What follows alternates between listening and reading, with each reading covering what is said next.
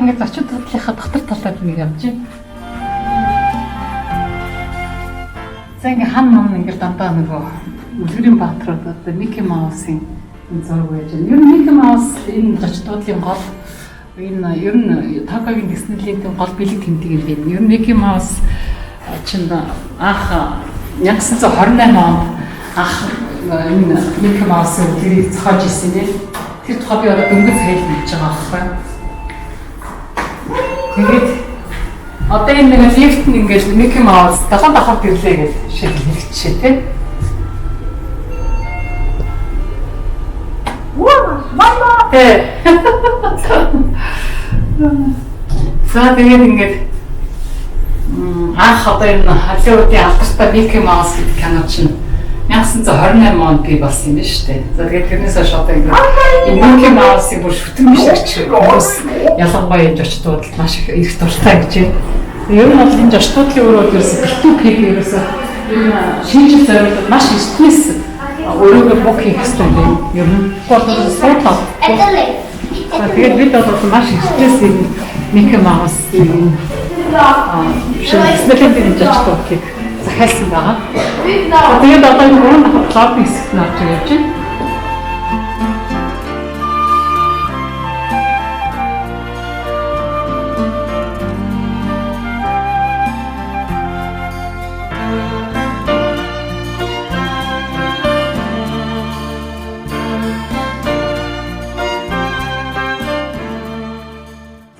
За одоо ингээд гэр бүл дээр ихэд маш тохиомжтой газар.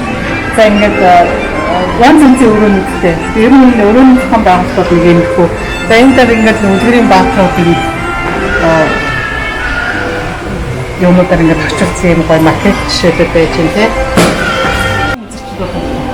Хаа бүхэн шинжилгээр гэр бүлээр өөрөө багтчихгүй шинжилгээ ингээд боломжтой. За энэ дээр бас ингээд эргэн тойрон бүхэн дандаа үлгэрийн баатруудтай холбоотой ингээд очилсан байгаа стопууд маш тэгээд үзүүлэлтийг өгсөн. За энэ дата шийдэл нэг юм.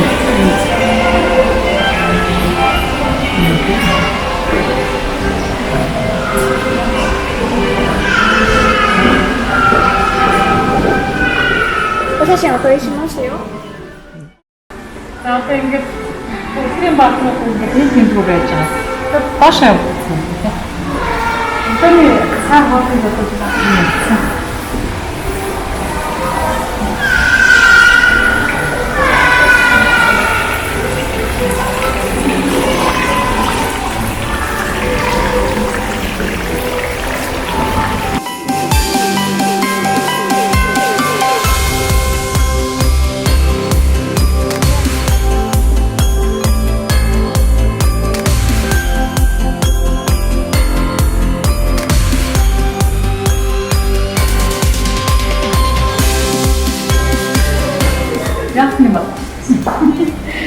За ингээд зочдлон гадна тал дотор талаар битүү ингээд шинжилгээнийхээ хоёлыг ингээд өмссөн гэж хийж болно. За гадна талаар угаасаа ойлгомжтой битүү ингээд гэрхэн шинжилгээ одоо моднуудаа ингээд хоёр бастар аяас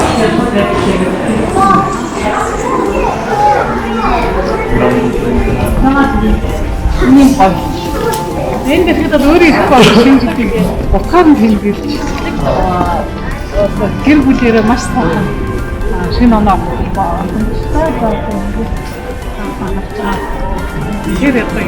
өөрөө ихгүй ингээд мэдээлэл. За тэнд одоо шиг Tokyo Disneyland Station гэдэг энэ одоо тэр миний урд харж байгаа тэр station гэдэг болохоор энэ нөгөө Филиппинийнхаа өмнөд орсон энэ Disneyland дотор өнгөө явдаг тийм боон байдаг. За өдөржингөө ингээд хараад өөрийнхөө хот хагам дээр очиж болоод суугаад явах боломжтой юм тийм. За ингээд энэ хажуугаар ингээд бэлэг орсон, нэг дахаар бэлэг орсон гэх хэрэгээр хүүхдүүд одоо ээж автагаа ирээд ингээд батаа батлаа авч одоо шинэ жилийнхаа баярыг авах боломжтой. Одоо ингээд одоо хаа одоо шинэ энэ дотор ингээд шинэ оныхоо бэлэг авч болох хүүхдүүдийн хогоомод энэ дотор байж байгаа жишээлх юм бол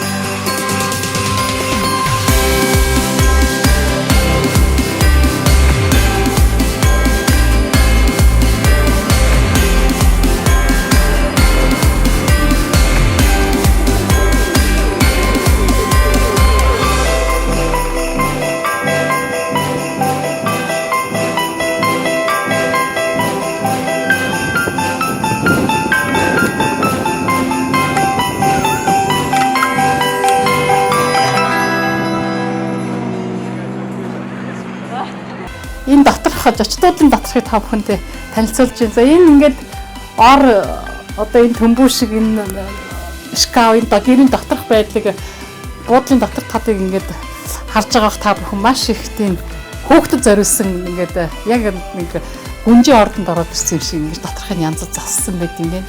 За тэгээд ингээд гадаа гарангуй шууд ингээд тоглоомын талбайгаар дүүрэн. Тэгээ энэ ерөнхийдөө бол энэ Диснейлэндийн үнэ нь бол өдрийн плед гэж байдаг юм. За өдрийн плед нь бол 0-3 насны хүүхэд бол үнэгүй.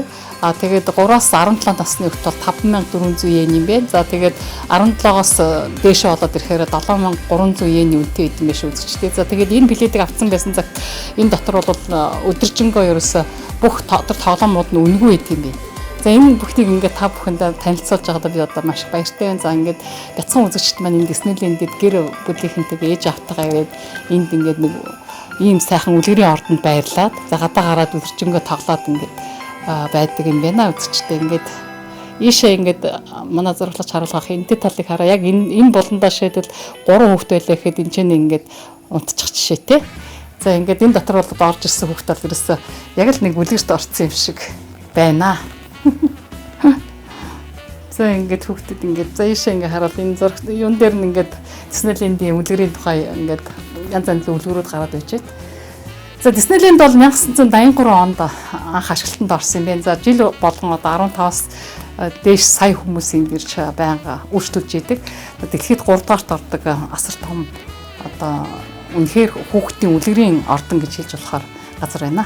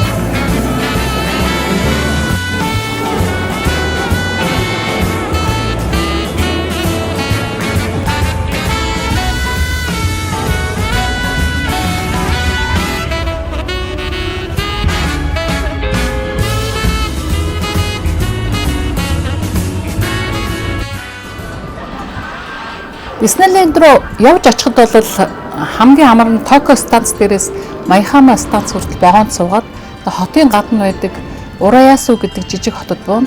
За ингээд та 35-40 минутын дараа Калифорни Диснейлендээс тутахааргүй масштаб бүхий асар том Диснейленд дээр ирсэн байх болно. За энэ парк бол ерөнхийдөө 7 хэсэгт хуваагдах бөгөөд энд зочид буудлууд, ресторан, зоогийн газрууд, дэлгүүрүүд, машин зогсоолын газар гэх мэт олон төрлийн үйлчлэгээний газрууд байдаг. За энэ 7 объектууд дундуур бол төмөр замаар тусгай байгаа үйлчлдэг. За энэ 7 хэсгийн эхнийх нь бол үлгэрийн орноор гэсэн хэсэг байдаг.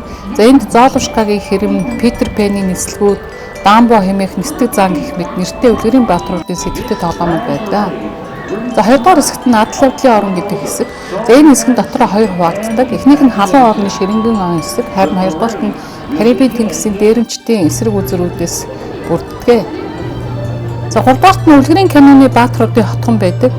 За энд Дисней орноос ямар тоглоомоор сонгох чадвараас бас их хамаардаг. Жишээлбэл энд олон төрлийн тоглоомууд бол Микки Маус болон түүний найз охин Минни, Чип ба Дейл, Дональд Дак, түүний аж ахуйн нарын гэх мэт олон баатруудын тоглоомуудаас бүрддэг. За Диснейлэндэд ороо болгон бүх Үлгэрийн баатруудаас бүрдсэн ёслолын ажиллагаа хөгжимтэйгээр явагддаг бөгөөд мөн галын наадам бол өдөр болгон болд юм байна. За харин ирээдүйн орны хэсэгт сансар таялахыг санал болгодог. За энд олон төрлийн техникийн болон футурын үзүүрүүдийг санал болгодог. За зэрлэг барууны орны хэсэг байдаг. За энэ хэсэгт ковбой ертөнц, жинхэнэ гол гарах бүхий Америкийн улсаар хүрээлэгдсэн хэсэг байдаг. За энд маш сонирхолтойгоор ковбой ертөнцөөр зугаалж мөн жинхэнэ гол гарахаар заваар зугаалах боломжтой. За хамгийн жижиг хэсэг буюу амьтдын хэсэг бас байна. За энд бол бас мөн заваар зугаалахаас гадна цагийг маш сонирхолтой өнгөрүүлдэг юм байна. За хамгийн сүүлийн 7 дугаар хэсэгт нь дэлхийн зах хэмээх нэртэй дэлгүүрийн хэсгээс бэлэг дурслын янз бүрийн зүйлс худалдаж авах боломжтой асар том дэлгүүр байдаг юм байна. За ингээд та бүхэн хүүхдүүдтэйгээ энд ирээд 2-3 өдрийг бол үнэхээр мартагдчихгүй сайхан өнгөрөөж болно. За энд зочдууд авах юм бол зочдуудлынх нь үнэнд бол билетүүд нь үнэгүй өгдөг. За энэ билетээр бол 3-4 өдөр үнэгүй явах боломжтой юм байна.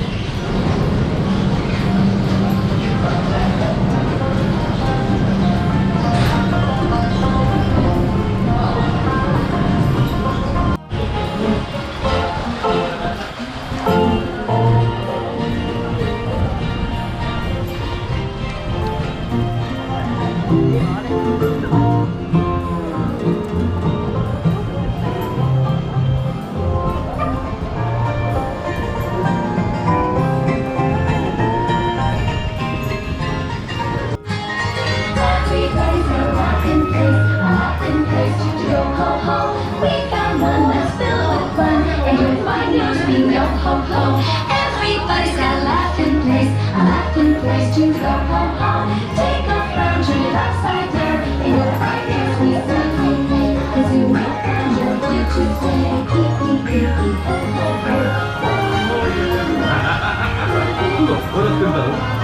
아이로 그러잖아. 이렇게 그러면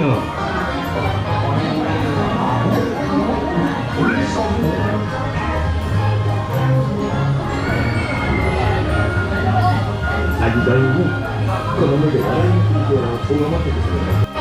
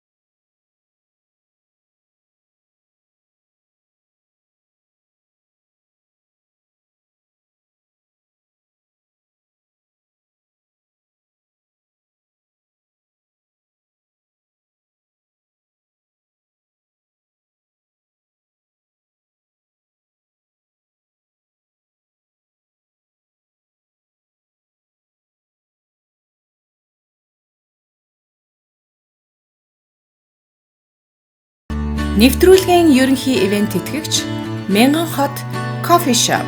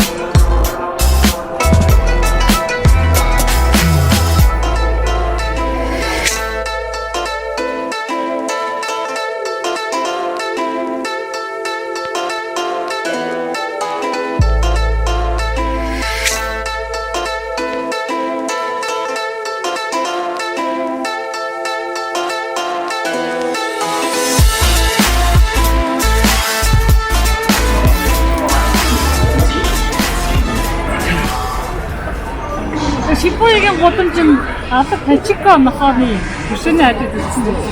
Энэ дотор явж байгаа юм көп хүмүүс таахгүй авч байгаа. Одоо Христийн баяр болж байгаа гэсэн ер нь үргэлж ийм байдаг гэж би сонсч байсан. Үнэхээр өстой маш олон хүн байна юм чи. За Токиод ирсэн хүн бол Шибуягийн гудамжаар авах бол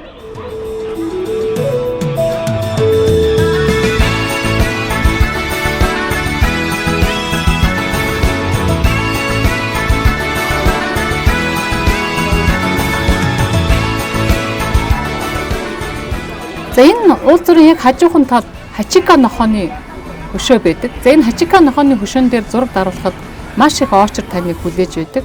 За доор хаяж 10-15 минут зарцуулна гэж тооцоолох хэрэгтэй байдаг. За Шибуя энэ уул зүрийн тухай дуу кинонууд хүртэл байдаг. За Хачика нохооны тухай бас кино байдаг. За Хачика нохоо хөшөөн дээр очих гэж дэлхийн өнцөг булан бүрээс хүмүүс зорж ирдэг. За энэ нохоо бол хүний үнж найз гэдгээр алдартай. 1923 оны 11-р сарын 23-нд төрсөн. За 1935 оны 3 сарын 8-нд 11 наснда нас эцэлсэн. За эзэн Хидасабура Уона гэдэг хүн байсан. Энэ хүн профессор хүн байсан бөгөөд Токиогийн их сургуульд багш байсан юм байна. За энэ хүний 8 дахь нохоо байсан.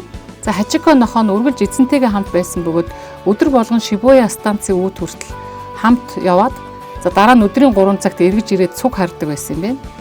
За 1925 оны 5 сарын 21-нд түүний эзэн их сургууль дээр зүрхэн хаагдаж нас барсан түүхтэй. За энэ үед Хачика нохоо 18 сартаа байсан. Эзнээ тэр өдөр хүлээж байгаад явсан боловч түүнээс хойш өдөр болгон ирээд шөнө ороо хүртэл хүлээж байгаад явдаг гэжээ. 1932 онд тэрээр бүх Японы даяар нэрд гарч түүний тухай сонин хэвлэлд бичиж 7 жил эзнээ хүлээж байгаад тухай хүмүүс бичээд хүмүүс энэ станц дээр ирж түүнийг хардаг болсон байна. За энэ сонинд гарснаар хүмүүс түүнийг мэддэг болсон гэсэн үг. За тэрээр 1935 оны 3 сарын 8-ны өдөр насан эцлэх хүртлээр станц дээр ирж эзнээ хүлээсээр станцаас холгүй газар насан эцэлсэн түүхтэй. За түүний тухай кинонд алдарч жүжигчин Ричард Гир тоглосон юм байна.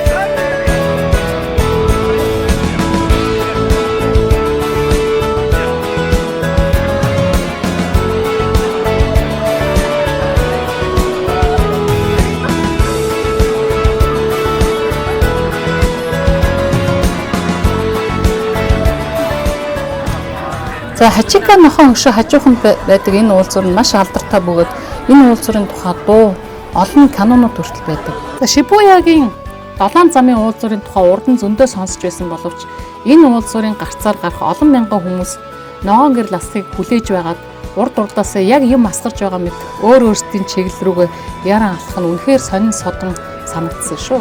За тэр дунд ороод их хотын ажил хэрэгч хүмүүсийн дунд хаашаа ч юм яран алхах нь туугдан нөгөө талд нь гараад яг гарц руу харсан Starbucks coffee shop-ийн 2 давхраас зураг авах хувь тавилан тохиосон. За энэ гудамж бол байнга ийм олон хүнтэй байдаг. За энд ирсэн жуулчин болгон заавал нь Шибуягийн 7 замын уулзуур дээр ирж зарим ирж энэ олон хүнийг харж сонирхдаг. За энд нэг удаа гарцаар 2-3 минут тутамд хэдэн зуун мянган хүн гардаг бөгөөд өдөрт 1 саяас зарим баяр ёслол олон хүн цугсан үеэр 3 сая хүн үрт энэ гарцаар гардаг гэсэн тооцоо байдаг юм байна.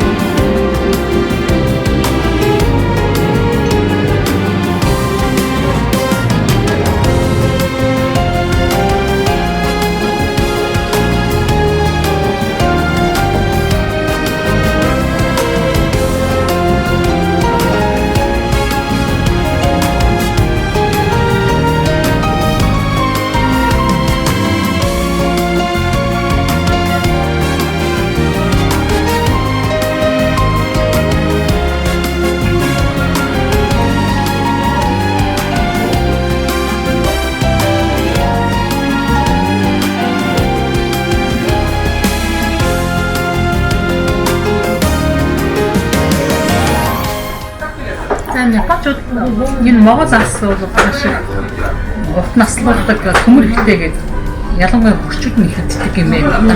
Тэгээд хэрэгээр зорж ирсэн. Тэгээд энэ шүлэн энэ хоол ингээд энэ салааттай энэ Монгол арсын ингээд жигнэт даав нэг бодогтой байна.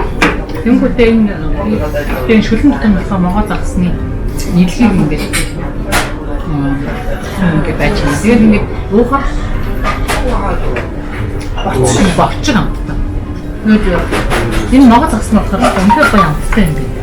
Ер нь бол Япон ирсэн хүн бол энэ заавал амт загастай гэж юм. Тэгээд Япон хоол бол энэ дээрээ хэд хүн бол үнэхээр эрүүл, шинэ, дандаа гэдэг тэр үнэхээр амттай юм шүү.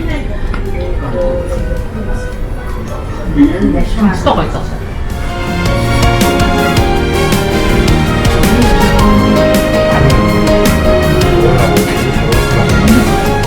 Төмөр ихтэй да тэгээд аюулгүй урт наслуулдаг гинэ би Япончуудын урт наслын нууц нь бас энэ гарсаг хэрэглэдэгтэй холбоотой гэж хэлдэг. Тэгээд өмнө ч гэсэн үнэтэй юм байна. Тэгээд одоо тэгээд нөгөө санахж үзээд амарч үздэг.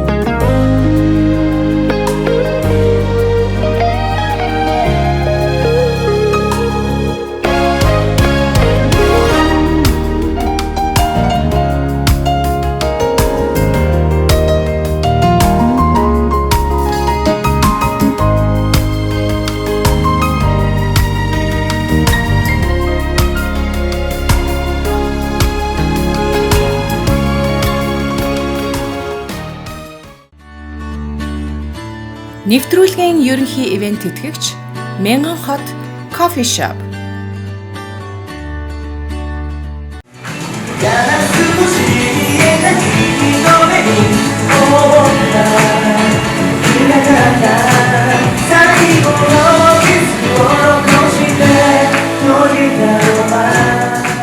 За Япон улс хүн амын тоогоороо одоогийн байдлаар 125 сая 938 мянган хүнтэй.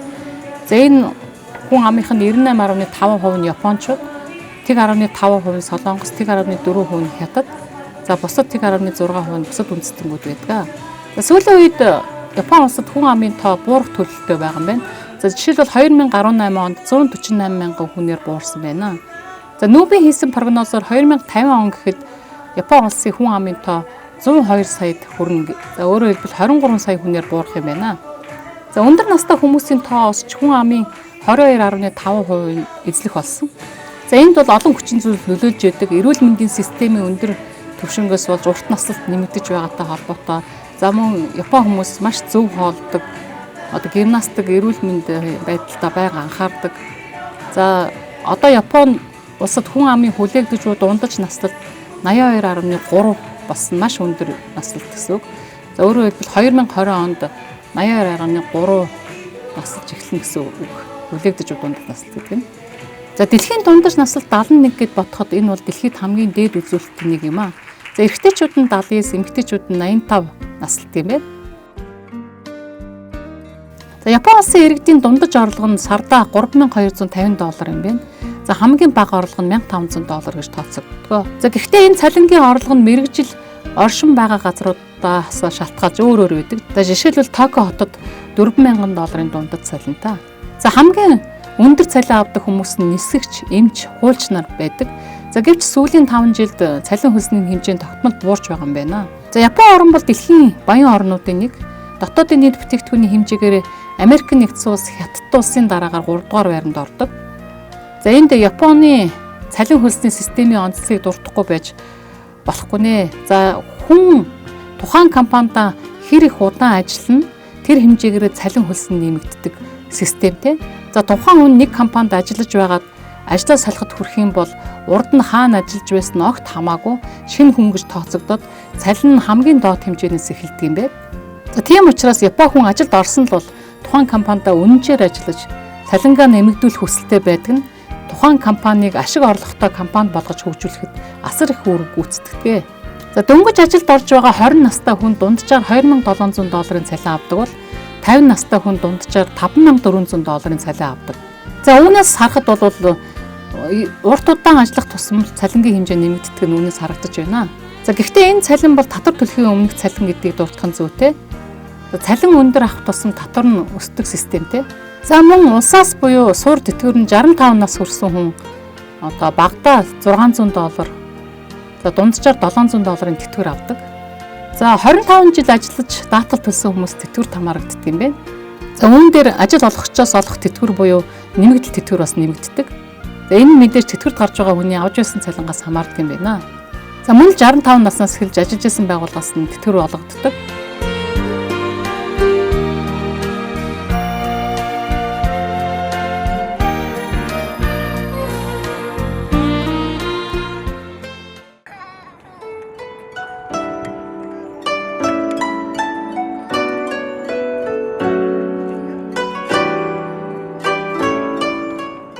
За нийт тэтгэврт гарч байгаа хүний тэтгэврийн хэмжээ ойролцоогоор $1,500 гэсэн үг. За ажил олгогчоос буюу улсаас нэмэгдээд за ойролцоогоор $700 тэтгэмж өгдөг юм байна.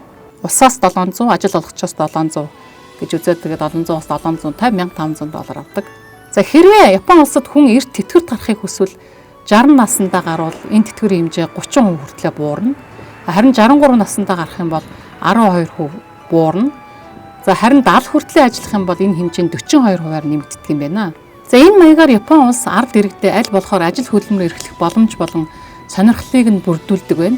За тиймдээ ч таксины жолооч, үйлчилгээний газруудад нас тогтсон хүмүүс төргөн шалгамгаа ажиллаж амьдарч урт насалдаг сайхан нийгмийг зохицуулж чаджээ. За гэхдээ энэ өндөр цалин мэдээж бүтээгдэхүүний ажил үйлчилгээний үнэнд нөлөөлдөг. Тиймдээ ч энэ улсад бүх юм маш өндөр үнэтэй байдаг. За мөн Япон улсад гэр бүлтэй эмэгтэйчүүд нь голдуу гэртээ сууж гэр орныхоо ажлыг эрхэлж хүүхдээ харддаг юм байна. За сүүлийн үед гэр бүлтэй эмэгтэйчүүд нь түр хугацаагаар юм уу хагас тарифаар ажил хийж гэр бүлийн төсөвтөө нэмэр болдог болсон юм байна. За мөн Япон улсын хүн амын тоонд харьцуулах юм бол шашин шүтдэггүй хүмүүс нь 57% байд юм байна. За өөрөөр хэлбэл 71.7 сая хүн шашин огт шүтдэггүй юм байна. Харин 36.2% нь буюу 45.5 сая хүн буддын шашин шүтдэг. За үлдсэн 6.8% нь христ, ислам гэх мэт шашин шүтдэг юм байна. За 1 км² газар нутагт 333.6 хүн ноогддог. За Япон улсын газар нутгийн нийт хэмжээ нь 377,930 км² газар нутагтай.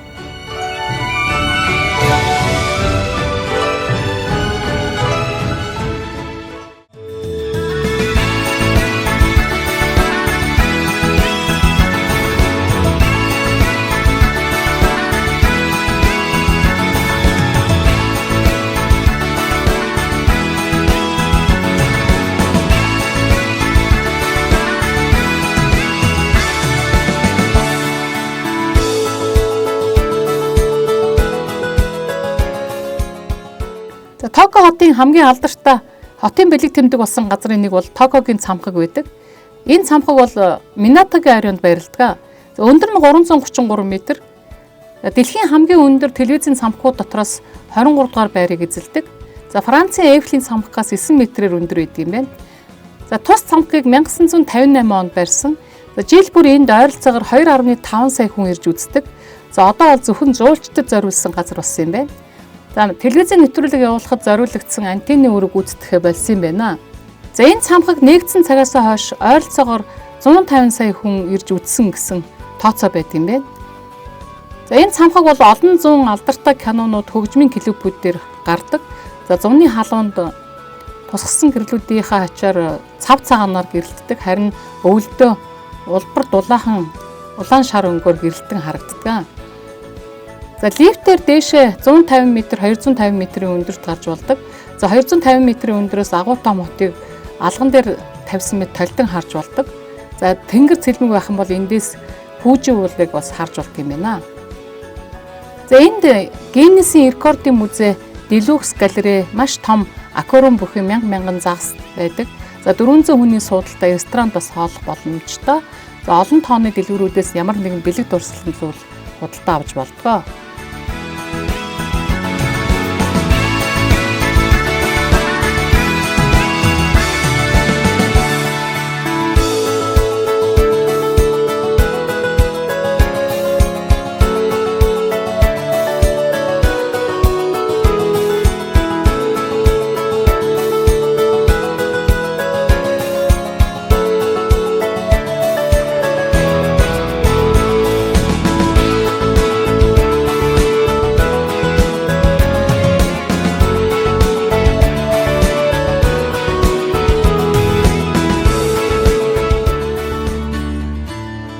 Нэвтрүүлгийн ерөнхий ивент тэтгэгч Мянган хот кофе шоп.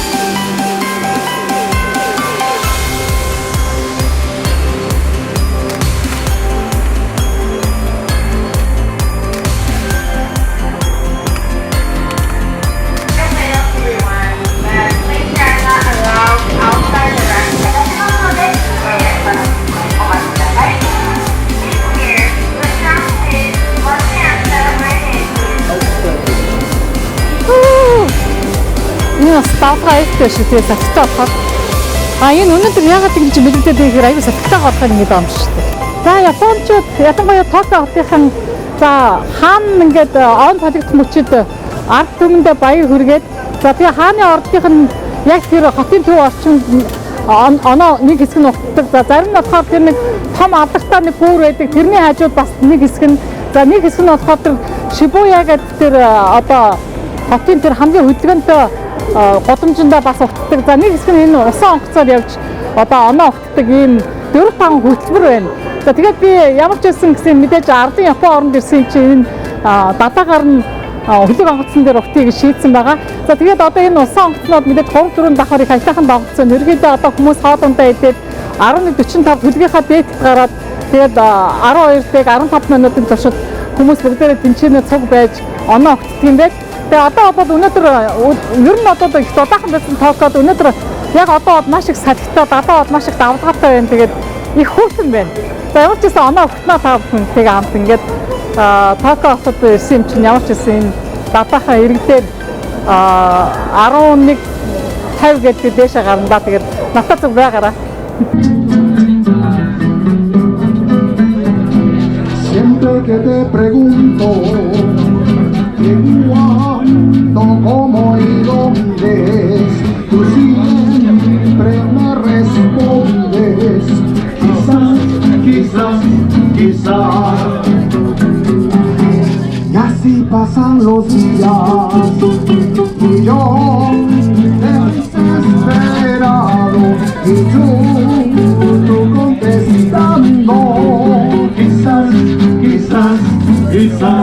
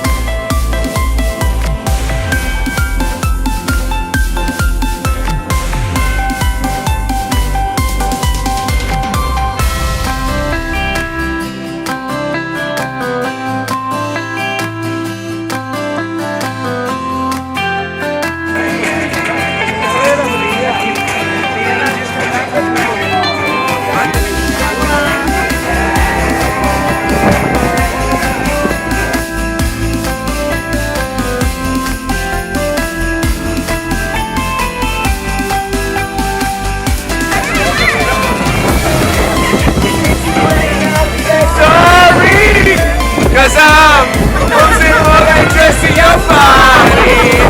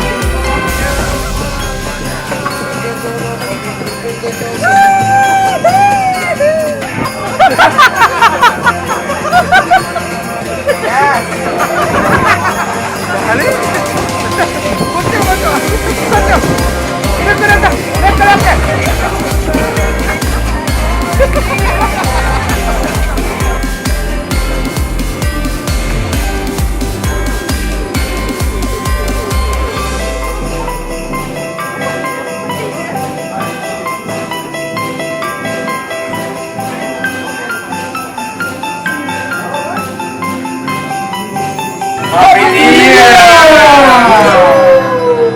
De Tokio para el mundo.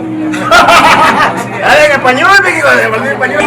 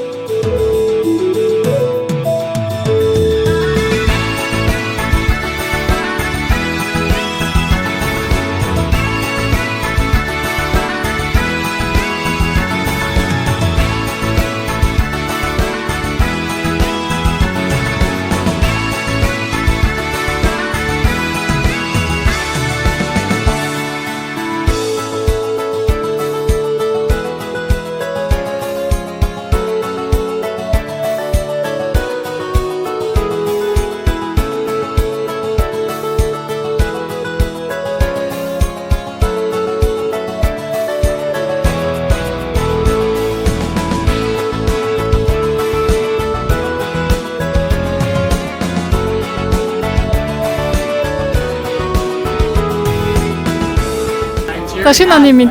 За би одоо энэ усан онгоцон дээр шинэ оноо гаргасан биш харин манай Монгол улсаас ирж ажиллаж байгаа 8 сайхан залуутад харлаа. За тэгээд энэ охинтой нэг уулзах 2 өсөд та чам хийгээд байна. Намайг их хамгаалсан гэдэг. За энэ Токиод ирээд дуудаж байна. Одоо 4 сард 2 жил болсон. 2 жил болсон. Аха. Тэгээд ажил амжихад юу ямар байна? Айгүй завгүй л байдаг. Завгүй байдаг. Аха. Тэгээд мөнгө их аваад гэр хүндээ тасч байна. Агуу би өөрийгөө л болгодог. Тийм үү. Гэрхэнд явуулна гэсэн юм. Тийм үү. Гэр бүлтэй. Агуу. Гэр бүлтэй. Тэгээд одоо хэдэн жил ажиллах өшөө хэдэн жил ажиллах бодолтой? Би энд сурдаг аахгүй. Тэгээд сургуулийн ажил. Тэгээд цагийн ажил хийж байгаа юм. Тийм. За. Тэгээд Японоос амьдрахад гоё байна уу? Ямар вэ? Айгүй гоё байгаа. Тийм үү. Ажил айгүй хэм сурч байгаа. Айгүй хэм сурч байгаа. За энэ японочдын очрлдог энтергээд одоо ажилдаа маш их хариуцлагатай ханддаг гэдэг ихэм сурч байна тийм зөндөө юм сурж байгаа хамт ажиллаж байгаа болохоор маш их цэвэрч юм ба маш их тийм одоо би энд хэд хоноод явж байхад тэр нь японочдын талаар айгүй өндөр сэтгэлтэй буцаж байна. Тийм аа. За тэгээд гэр орныхонтой баярын мэнд хүргэв. За бүгдэнд нь баярлалаа. Сайхан баярлалаа.